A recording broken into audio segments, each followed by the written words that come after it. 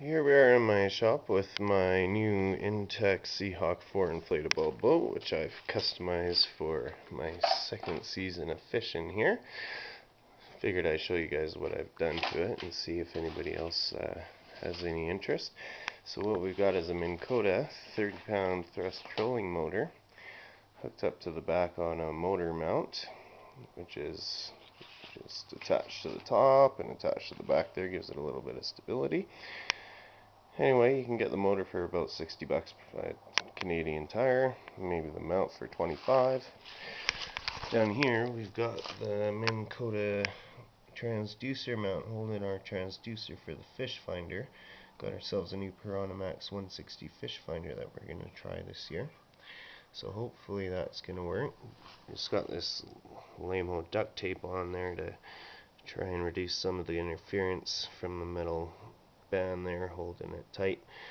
I don't know if it's going to work, but anything helps, I guess. Probably not the best having the transducer right near the motor, but that's the only way it works apparently, and it does have room to move. There's not going to be any kind of interference there. Pretty aerodynamically designed, so when you're moving forward, the water comes out this way. So it shouldn't be too bad. We'll have to see how well it works. Anyway, we got the transducer wires are zip trapped to the pole there. If you do that, make sure you leave lots of room here so that this has some give, because you want to be able to slide that shaft up and down and still be able to turn the motor and get yourself around the lake. Anyway, then I've got myself an easy start battery here. Not as powerful or as good as I'd like it to be, but it's all I've got, so it's what I'm using. But bonus is it has a few extra features. It's got a car later hookup, it's got a few plugins, it's got a few USB ports, so I can try and charge my BlackBerry on there while I'm on the water, or listen to some music, or blow out the boat, whatever I need to do. It's got an air compressor in it as well.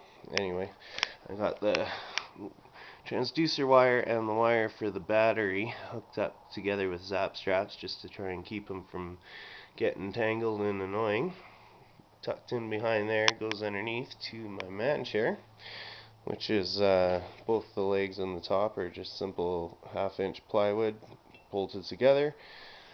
A couple bolts that I made there at the bottom, which are easy just to unscrew and pull off, stick it in the back of the car. Here's our floorboard, which is awesome but very difficult to make. It was 92 inches by 28, but the entire side, as you can see, is concave. Only this part, about 2/3 of the way up, is where it's actually 28 inches wide. Concaves all the way back, all the way around, and all the way around again. So that was what took the longest out of all of it, but as you can see, it's quite sturdy. Don't have to worry about falling, don't have to worry about toppling over. I don't have the boat fully inflated right now. I've got it a little deflated because it's easier to get the floor in that way. Put a little blanket underneath to protect the bottom, and then you can inflate it a little bit more, which locks the floor in a little bit more tighter. This is nice and sturdy, it ain't going anywhere. No worry about flopping over on that. And we just got this table which folds in half. I just kind of had that just so I had something to put the Fishfinder on. Don't know if I'll actually use it. I can just put it on the floor there. But we've got one cooler under there and another cooler under there. So it's some good storage space. Gives it a little extra stability.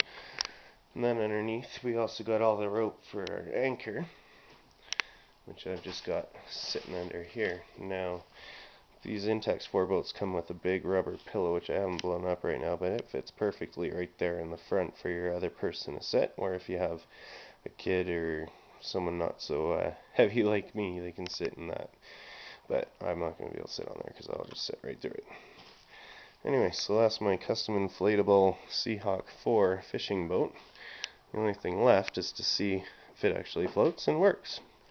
So we're going to be heading out here pretty soon, hopefully, as soon as the ice drops, and we'll let you know how the Fishfinder works, let you know how the boat floats, let you know how the motor pushes the new bigger boat, and off we go.